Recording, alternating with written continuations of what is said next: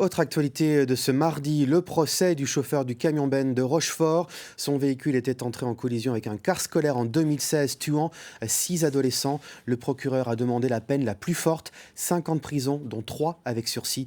Olivier Rioux, Alexandra Lassiaille.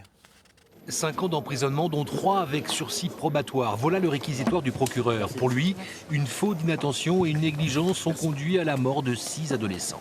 S'il s'agit de prendre en compte les conséquences de la faute, c'est une peine qui est bien évidemment insuffisante. Si on doit prendre en compte que la faute commise, la faute d'imprudence, c'est une peine qui apparaît suffisante.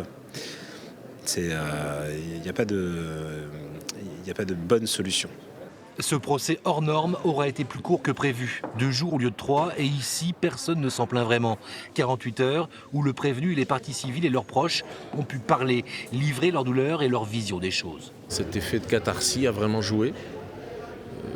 Je ne crois vraiment pas au deuil fait par l'audience, mais là, la manière dont chaque victime a pu s'exprimer était extrêmement claire, digne et d'une pudeur qui disait tout.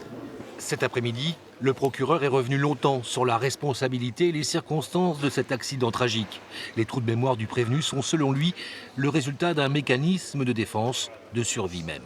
Je porte aussi la parole d'un homme qui nécessairement porte sur ses épaules l'étendue du drame et qui lui aussi est hélas très lourdement handicapé sur le plan individuel à la suite de ces faits. Il n'y a pas un jour qui s'écoule sans qu'il ne pense au malheur que sa conduite ce jour-là a provoqué.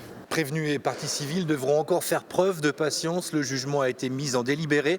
Réponse définitive le 5 mai à 13h30.